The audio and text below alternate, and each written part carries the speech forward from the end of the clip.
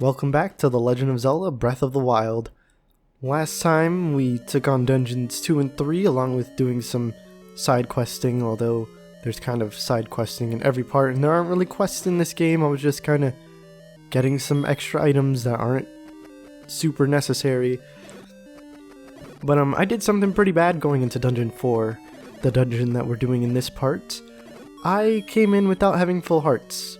It's not going to be all that important in the long run, but just know whenever you want to do anything in this game, you want to step in with full hearts.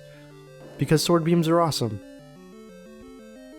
I forget the shape of this dungeon, but we'll get the dungeon map later and then I'll remember it whenever that happens. Dark room here, you just need to use your blue candle, not lantern. I was very tempted to say lantern, in order to light it up.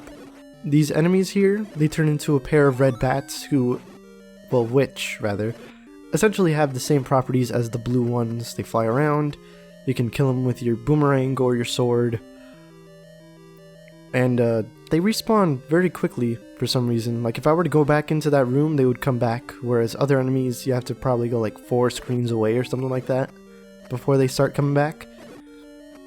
That's like a tip that I never knew. I think I kind of knew it, but I forgot.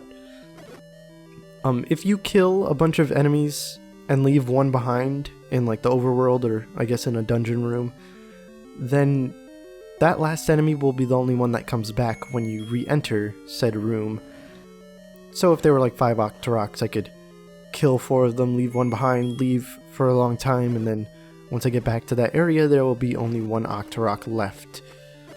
Of course, the overworld and the dungeons respawn enemies whenever you exit from it or re-enter it, at whichever perspective you're looking from. So it probably doesn't really matter that much in the long run, only if you're probably doing a kind of long overworld thing where maybe you finished a bunch of dungeons and now you want to go around searching all over the overworld, looking for some extra goodies. Again, with these blobs, I'm pretty sure we've seen them before. Maybe we haven't. But they go down to 1 sword slash with the white sword. With the wooden sword, they turn into 2 blobs, which can be taken down with the boomerang. Speaking of the boomerang, actually, I, for some reason, said that it wasn't all that useful in like the first part of the game. And I feel like a hypocrite now because I've been using it so much in this game, just taking down like some of the weaker enemies. It's not all that useful later on, in my opinion, because some enemies are like straight up immune to it, by which I mean they can't even be stunned by it, I think. And those enemies are dark nuts pretty much. But for a lot of these weaker enemies, when there's a room with a big crowd of them, it's pretty useful. And in this room we have another new enemy. These are likes, the sort of pancake stack type things. I'm not sure how many hits they take. I think it's 5 with the white sword. Sadly, there's also bubbles in this room, those flashing things that kind of have skulls in them. You can't really see it unless you look really hard, but then you might risk a seizure or something like that. They take away your sword use for a little while. I'm not sure how long it takes it away for. It honestly isn't very long, as I recall, but make sure you avoid them, especially near those likes, because if likes touch damage you, they don't actually touch you to damage you, they eat you, and you have to mash buttons in the control pad to get outside of them. And they also eat your shield. So if you have the magic shield, you'll have to buy another one. They don't eat your regular shield, so you can still block like arrows or spears or rocks or whatever. But magical projectiles can't be deflected after getting eaten by a like. For some reason, when I was younger and I was playing Minish Cap, there were also likes in that game, and I used to love getting eaten by likes, killing them and getting my shield back, because I just liked reading the little dialogue thing that appears when you get an item. I cannot tell what this dungeon is. I think this might be the snake dungeon. Yeah, dungeon 1 was the bird. 2 was the moon. 3 was the, I think, manji. So this is the snake. And we have another manhandla. There's that old video game thing of bosses reappearing to show that you're all powerful now because you can take them down super easily. I did not take it down very easily. Manhandla is very sporadic on that last hit. And the room is kind of against you because of those extra blocks that are there. It limits both your and Manhandla space. So it's not exactly easy to, I guess, hit all of the heads, but it does kind of make the bomb strategy a bit more useful. And check it out, a secret room with a bunch of rupees in it, although they're only ones, which is kind of lame, but whatever. This is, I guess, the eye of the snake. I'm not exactly sure what it's supposed to be. Also in the room where there were likes, I completely forgot. The dungeon item of this dungeon is the step ladder. You can use it to step over small gaps, basically 1 gap spaces in the floor you can step over with it. It's a very, not really innovative, it's essentially a jump. It lets you get over 1 gap spaces like certain items in other games that actually let you jump. And if you're like kind of facing somewhere that doesn't have a space on the other side, like if there's a 2 gap space, it's still kind of useful because you can essentially make yourself a platform that other enemies can't stand on and protect yourself with that if the enemies are kind of those enemies that walk into you. They won't be able to hurt you. That was Gleeok, by the way. He's a dragon. You stab his heads a bunch, his body won't get hurt by anything, and once one of the heads is gone, it'll fly around and shoot projectiles at you. I'm not sure if you can block those projectiles, but it does get a little harder as the heads come off because, well, there's more heads to shoot you now. Or rather, there is a head trying to shoot you now. With this ladder, we can do a little more side questing. We have, I don't feel like counting right now, so I'll just say 11 hearts, I think. 8 and 3, yeah, that's 11. And I want to get a 12th because there's another sword upgrade that we can get. The level 3 sword requires that you have 12 hearts, and with all the extra hearts that I've been getting and the dungeons that I've been doing, I have almost enough. For some reason, whenever I played this game, I always thought it was 13 hearts that you needed in order to get the magic sword, and I always thought it was 6 hearts that you needed to get the white sword, but it's actually 12 and 5. I don't know what gave me that idea. Maybe it was a guide or something like that that got the numbers wrong. I don't quite recall. But it's actually very interesting that that was the number, because that's also the number required for a certain other game that has a special sword in it that you need to pick up having a certain amount of hearts. That was a weird sentence. But that's a bit of a spoiler for a later game. I think I'm gonna need rupees around here, but the problem is I also need to buy bombs. I need 100 rupees basically for what's gonna be coming up. We'll be able to get an upgrade, an expensive upgrade, but a pretty good upgrade. It's an odd place for an upgrade too. It's not out in the overworld. It's actually within the next dungeon, Dungeon 5, which we will be doing in this part, if you can't tell by how long it actually is. But yeah, I bought bombs because I thought I needed them, and I didn't feel like grinding off of these blue Octoroks to get extra ones, even though the next one I kill is probably going to give me a bunch of extra bombs, so I didn't actually need to pay for some more bombs, but whatever. There was a heart container right there. You need the ladder to get to it. I was right, there were bombs. And now that we have this heart container, we can go for that magical sword. That's actually what it's called, the magical sword. It doesn't have that cool of a name, in my opinion. Master Sword is cooler. But Master Sword didn't appear in the original game. How about that? It debuted in A Link to the Past. And I guess with that game also debuted a different method of actually upgrading your swords. But then they went back to the other way of not upgrading your... Well, I'm just gonna stop talking about that other game. Because I have been playing it too much. It's consumed a lot of my life and I need to stop. Back in the... Wait, I'm not sure if we actually went to the desert of Hyrule before. This is the desert. It has sand, a different kind of texture on the floor, but that's the only big denoting thing about it. Other than that, it's pretty much just a lot of empty space, kind of like most deserts in video games. Although it doesn't have the cool music that the Gerudo Desert has, but whatever. Let's just keep it going, tank all these P-hats because I don't care. And look at that, a gap. I don't have to go around it because I have my handy dandy ladder. I don't even know how it works. Does he like place it down, go over it, get on the other side, and then pick it back up? Well, actually, I guess that is how it works. Never mind.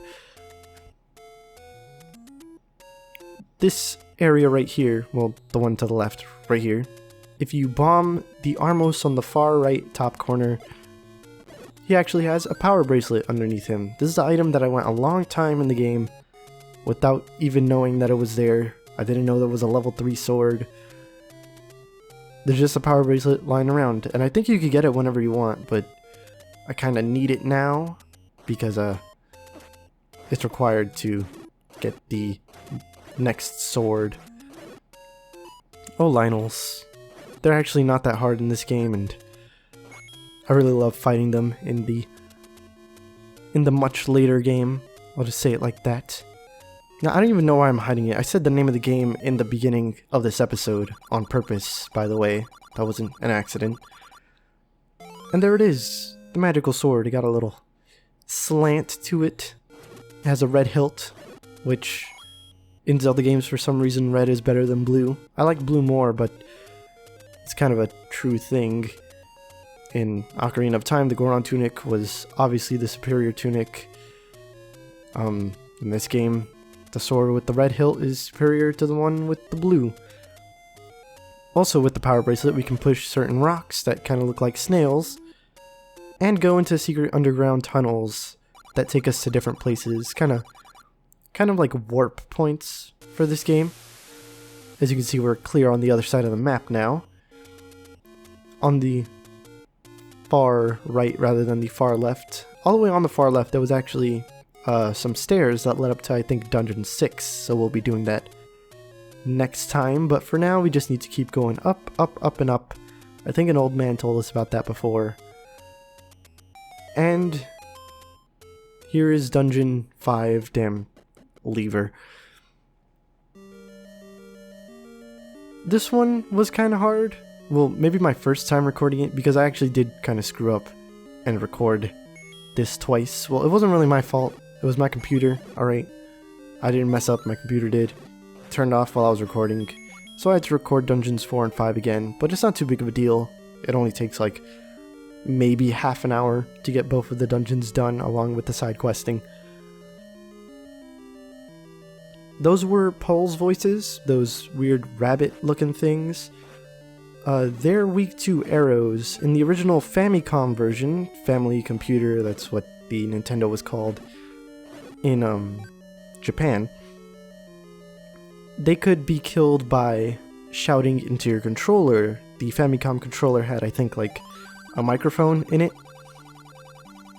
And by shouting into it, you could kill those enemies because they have big ears, so obviously they're sensitive to noise. That comes back in, I think...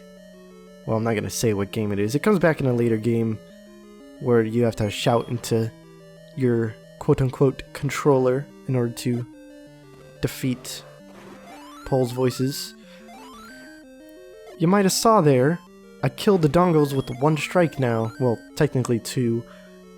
I just place a bomb near a Dodongo, and that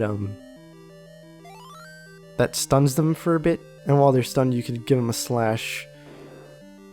And it's more effective than placing bombs in their mouths now, because placing bombs in their mouths requires using 2 bombs, and doing the placing the bomb near them and slashing them requires technically half a bomb that first time, because I killed 2 with 1 bomb. I'm not lighting up these rooms because I kind of know the layout of this place. Well, maybe.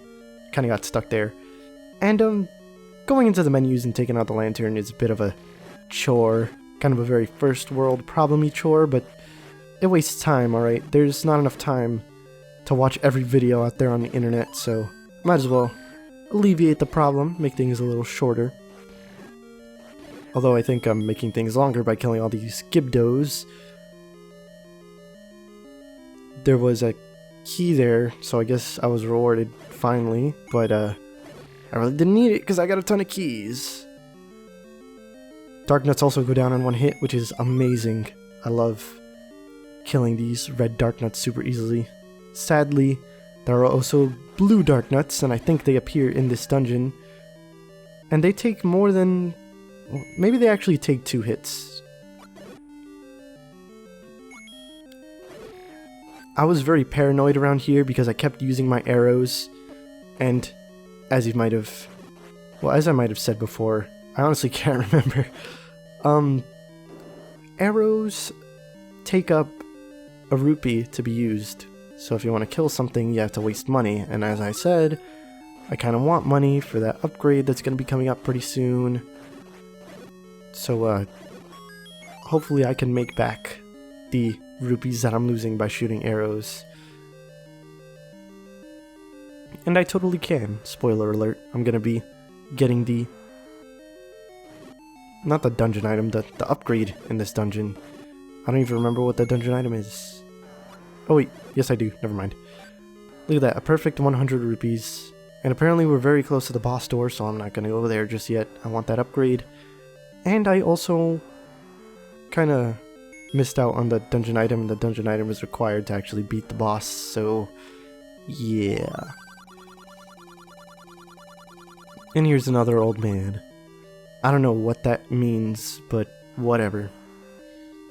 I honestly don't. Like, all the other old men, I actually know what they're saying and, you know, what things have to do with what they're saying. But that one I honestly don't know what's going on with him. It might have to do with... no, I don't think so. Never mind. There's an extra bit of this dungeon. Well, maybe not extra, but a good chunk of this dungeon is actually hidden behind those Dodongos that we killed earlier. I think they might have respawned. Maybe. Hopefully they didn't. And they did. Well, anyway, through that left door, there's, well, I didn't have to go through the left door, I just bomb a hole in this one. There's a secret staircase that we can find if we keep moving to the left here, and in it is a passageway rather than the actual dungeon item, as I recall. This is a kind of weirdly laid out dungeon, or maybe I just did it in a weird way, because I kind of went to the end of the dungeon before actually going to get the dungeon item, which, you know, it's cool that you can do that in this game. And here they are, the blue dark nuts. Let's see how many hits they take. Oh, they only take 2. Okay, that's not too bad. The more I play this game, the more I start to realize how easy it kind of is. Maybe I'm just getting used to things, but dark nuts only taking 2 hits, that's pretty amazing. That's awesome. They aren't the worst enemies in this game, though, and those will come a bit later. But for now, let's just live in the moment and love the fact that dark nuts can be taken down super easily with our super awesome magical sword. The bottom room, I think, is just a red herring kind of room if I could get through the dang door. There's a key in it along with some keys. And you essentially waste a key to get a key. There's nothing else in this room. There's no bombable walls. At least I don't recall there being any. Never mind, there's one right there. And in here is actually the thing that I wanted rupees for. If you give this guy 100 rupees, he will let you carry up to 12 bombs. which is pretty great. Our bomb capacity was really low, and also at a really weird number. It was at 8, which I don't know why they did that. Maybe it's easier to store in multiples of 4 or something like that. That actually might be the case. I don't know. I only took coding for like a day. Anyway, we need to kill all these dark nuts in order to move the block so that we may get into the secret staircase in this room, which contains the dungeon item, which is only really required for the boss, and I think to get into another dungeon. Again, another one of those cool things about this first game is that dungeon items aren't necessarily useful in the dungeons that you get them in, which some people might actually not like, and I kind of see the argument for not liking it. It's like the items aren't really explained to you, and you don't know what's really going on with them. So it's like maybe not wasting time, but more so it's just vague, alright? It's vague. Thank goodness the dark nuts didn't respawn. And now we can head back to the boss room. I did this dungeon weird, but whatever. Maybe I should have re-recorded it, because, as I said, I messed up. Well, this was a better run than my first time, though. Because the first time I think I had to use like both of my my potions that I have. And this time, I just didn't use them at all. Which is very good.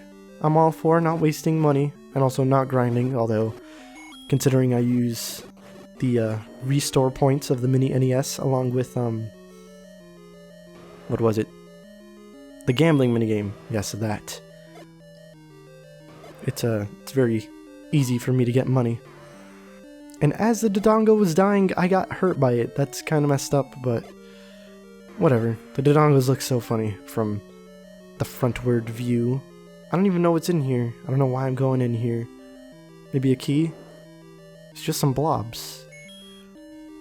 Maybe something will appear after I kill them all. You know, it'd be some thing if when you killed the blobs with the magical sword, they actually turned into the 2 blobs. Like some mess up in the coding where it was just like, if you attack them with even number damage, they don't turn into blobs, because that would be with the white sword doing 2 damage, but if you attack them with odd number damage, they turn into blobs, which would be 3 in 1. I think the magical sword does 3 damage. It might do 4. I don't know if it's just like doubles every time or add 1 every time. I don't remember. And just there, the ladder saved me from that dark nut, because dark nuts don't know how to actually like extend their arms a little bit so they can actually stab me. And I'm showing here a rumor, at least I recall it being a rumor, and I'm debunking it. Some people think that if you play the whistle near Pole's voices, it'll actually kill them because, you know, Pole's voices don't like noises, and the whistle is a loud noise. Sadly, not the case, because, I don't know, whistles are too harmonious. Okay, I think I get what that old man was saying now. I think in the old version of the game, he actually said that Pole's voices don't like loud noises, but in this version he's saying that they don't like arrows. It's actually a pretty good translation, well, not really translation, localization thing that they did. Here's Dig Dogger, the boss of this game. Not game, dungeon, jeez. Very easily taken down. You just whistle at him, he turns into a smaller version. You whistle at him, no, not whistle at him again, you bomb him while he's his big version to get some damage done, and then you either bomb him again or slash him with your sword while he's a small version, and that'll kill him.